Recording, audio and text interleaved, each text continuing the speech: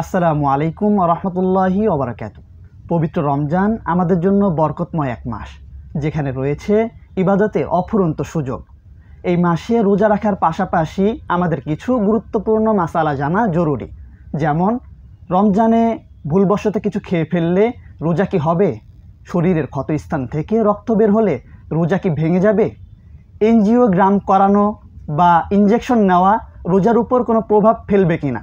এসব গুরুত্বপূর্ণ মাসালা নিয়ে আমরা আলোচনা করব হেলদি শপ FHB ইন্টারন্যাশনাল নিবেদিত আজকের বিশেষ আয়োজন রমজানের মাসালা অনুষ্ঠানে। সকলকে স্বাগত জানাচ্ছি আওয়ার ইসলামী স্টুডিওতে।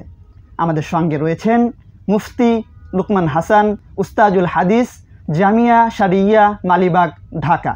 মোহতারামকে স্বাগত জানাচ্ছি আওয়ার ইসলামী স্টুডিওতে। আসসালামু আলাইকুম ওয়া রাহমাতুল্লাহ। ওয়ালাইকুম আসসালাম ওয়া রাহমাতুল্লাহি ওয়া বারাকাতুহু। আপনার কাছে আমরা জানতে চাচ্ছি, গর্ভবতী মায়েদের ক্ষেত্রে রোজা রাখা বা না রাখার কোনো সুযোগ আছে কিনা? জি, অত্যন্ত চমৎকার একটি প্রশ্ন। এই প্রশ্নটি দিয়ে আমরা শুরু করছি।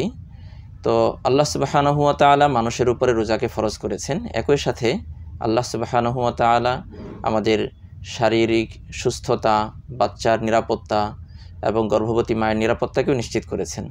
এই জন্য আল্লাহ সুবহানাহু ওয়া তাআলা একজন মা যখন গর্ভবতী হয় তখন তার নানান দিক থেকে কষ্ট হতে পারে। আল্লাহ রাব্বুল আলামিন সূরা আহকাফের মধ্যে বলেছেন যে একজন মা কষ্টের পর কষ্ট করে বাচ্চাকে গর্ভে ধারণ করে।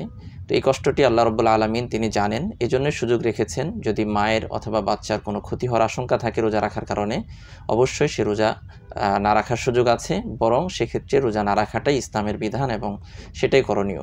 কিভাবে বুঝবো যে বাচ্চা অথবা মায়ের ক্ষতি হবে কিনা রোজা রাখলে?